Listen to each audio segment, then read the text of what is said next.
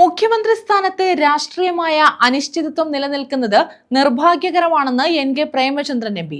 രാഷ്ട്രീയ അനിശ്ചിതത്വം നിലനിൽക്കുന്നു, എന്നാൽ ഭരണപരമായ പ്രതിസന്ധി ഉണ്ടെന്ന് കരുതുന്നില്ലെന്ന് അദ്ദേഹം കൊല്ലത്ത് പറഞ്ഞു. മുഖ്യമന്ത്രിയായി ആര് വന്നാലും അംഗീകരിക്കുമെന്നും എം.പി. പറഞ്ഞു. മുഖ്യമന്ത്രി സ്ഥാനത്ത് രാഷ്ട്രീയമായ അനിശ്ചിതത്വം നിലനിൽക്കുന്നത് നിർഭാഗ്യകരമാണെന്ന് എൻ.കെ. പ്രേമചന്ദ്രൻ എം.പി. പറഞ്ഞു. 102 സീറ്റ് നൽകി വിജയിപ്പിച്ച വോട്ടർമാർ ഉയർത്തുന്നത് ഗൗരവമായ ചോദ്യങ്ങളാണ്. എത്രയും വേഗം നിയമസഭാ കക്ഷി നേതാവിനെ പ്രഖ്യാപിക്കണം. RSPയുടെ കാഴ്ചപ്പാട് കൃത്യമായി കോൺഗ്രസ് കേന്ദ്ര നേതൃത്വത്തെ അറിയിച്ചിട്ടുണ്ട്. ഭരണപരമായ പ്രതിസന്ധിയുണ്ടെന്ന് കരുതുന്നില്ല. രാഷ്ട്രീയ അനിശ്ചിതത്വം നിലനിൽക്കുന്നു. മുഖ്യമന്ത്രിയെ കണ്ടെത്തുന്നത് നീണ്ടുപോകുന്നത് രാഷ്ട്രീയമായി UDFന് ഗുണം ചെയ്യില്ല. CPM നേരിടുന്ന പ്രതിസന്ധി ചർച്ച നടക്കേണ്ട സമയത്താണ് മുഖ്യമന്ത്രി ചർച്ച നടക്കുന്നത്. മുഖ്യമന്ത്രി ചർച്ചയുമായി ബന്ധപ്പെട്ട് ഉയരുന്ന വിഭാഗീയതയും ആരോപണ പ്രത്യാരോപണങ്ങളും വിജയത്തിന്റെ ശോഭ കെടുത്തിയതായും എൻ.കെ. പ്രേമചന്ദ്രൻ എം.പി. പറഞ്ഞു. അതിലൊരു ടീം UDF എന്നുള്ള കൺസെപ്റ്റ് കൊണ്ടുവരുന്നതിലും കോൺട്രിബ്യൂട്ട് ചെയ്യുന്നതിലും RSP അടക്കമുള്ള പാർട്ടികൾക്ക് നിർണായകമായിട്ടുള്ള പങ്കുണ്ട്. ഞങ്ങൾ 2 വർഷം മുമ്പ് പ്രഖ്യാപിച്ചതാണ് 2 കാര്യങ്ങൾ. ഒന്ന്, ടീം UDF. 2, 100-ൽ കുറയാത്ത സീറ്റ്. ഇതായിരുന്നു ഞങ്ങൾ ഈ ഇലക്ഷനിൽ മുന്നോട്ട് വെച്ച ഞങ്ങളുടെ main campaign. Focus of the campaign എന്ന് പറയുന്നത് ടീം UDFന്റെ നേതൃത്വത്തിൽ. ഞാൻ ഇപ്പോഴും ഓർക്കുന്നു, ഞാൻ എല്ലാ യോഗങ്ങളിലും പ്രസംഗിച്ചിട്ടുണ്ട്. 100-ൽ കുറയാത്ത സീറ്റ് വാങ്ങി കേരളത്തിൽ UDF ഗവൺമെന്റ് അധികാരത്തിൽ വരും. അപ്പൊ ടീം UDF 100-ൽ കുറയാത്ത സീറ്റ് വാങ്ങി കേരളത്തിൽ അധികാരത്തിൽ വരുമെന്നുള്ളതായിരുന്നു UDFന്റെ പ്രഖ്യാപിത ടാർഗറ്റ് ലക്ഷ്യം. അതിലെത്തി. ആ ടീം UDFൽ ഒരു പ്രധാനപ്പെട്ട കോൺസ്റ്റിറ്റ്യൂന്റ് ആണ്, ഘടക പാർട്ടിയാണ് RSP. നല്ല കോൺട്രിബ്യൂഷൻ. അതാണ് ഞാൻ പറഞ്ഞത്, ആൾബലത്തിന്റെ അടിസ്ഥാനത്തിൽ മാത്രമല്ല ഇത്തരം കാര്യങ്ങൾ വിലയിരുത്തപ്പെടേണ്ടത്.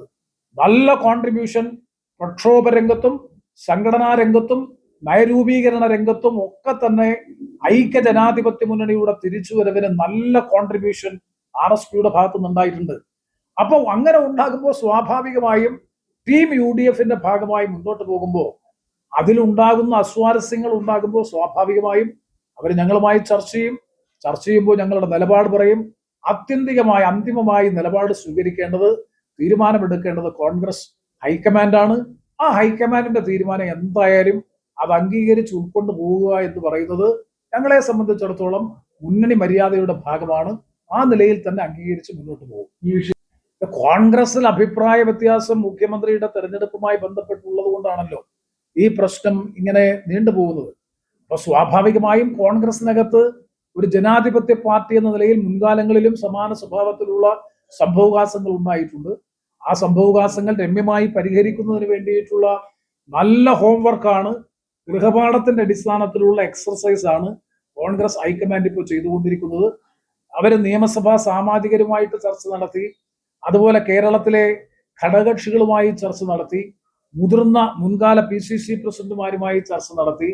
എല്ലാ തരത്തിലുള്ള ആശയവിനിമയവും നടത്തുന്നത് നല്ലത് തന്നെയാണ്.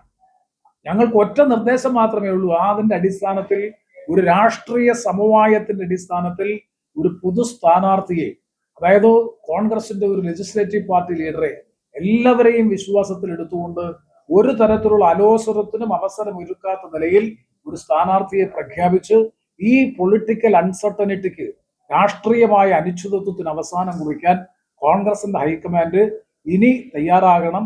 ഇനി കാലവിളംബം പാടില്ല എന്ന അഭ്യർത്ഥനയാണ്, ആവശ്യമാണ് RSP കോൺഗ്രസിന് മുമ്പാകെ മുന്നോട്ട് വെക്കാൻ ആഗ്രഹിക്കുന്നത്. ഘടകകക്ഷികൾ ആരും പരസ്യ നിലപാട് സ്വീകരിച്ചിട്ടില്ല. ഹസനെതിരെയും എൻ.കെ. പ്രേമചന്ദ്രൻ തിരിഞ്ഞു. ക്ഷണിച്ചിട്ടാണ് ഘടകകക്ഷികൾ പോയത്. ഹസൻ പറയുന്നത് കേട്ടാൽ തിടുക്കപ്പെട്ട് ലീഗ് കോൺഗ്രസ് വിഷയത്തിൽ ഇടപെട്ടതുപോലെ തോന്നും. ഹൈക്കമാൻഡ് ക്ഷണിച്ചിട്ടാണ് തങ്ങൾ നിലപാട് വ്യക്തമാക്കിയതെന്നും അല്ലാതെ വെറുതെ കയറി ചെന്ന് പറയുകയായിരുന്നില്ലെന്നും പ്രേമചന്ദ്രൻ പറഞ്ഞു. മുഖ്യമന്ത്രിയായി ആര് വന്നാലും അംഗീകരിക്കും, അതാണ് മുന്നണി മര്യാദ. RSP ഒരു പേരും പറഞ്ഞിട്ടില്ല. സാഹചര്യങ്ങൾ മാത്രമാണ് കോൺഗ്രസ് നേതൃത്വത്തെ അറിയിച്ചതെന്നും എം.പി. പറഞ്ഞു. ന്യൂസ് ബ്യൂറോ, കൊല്ലം.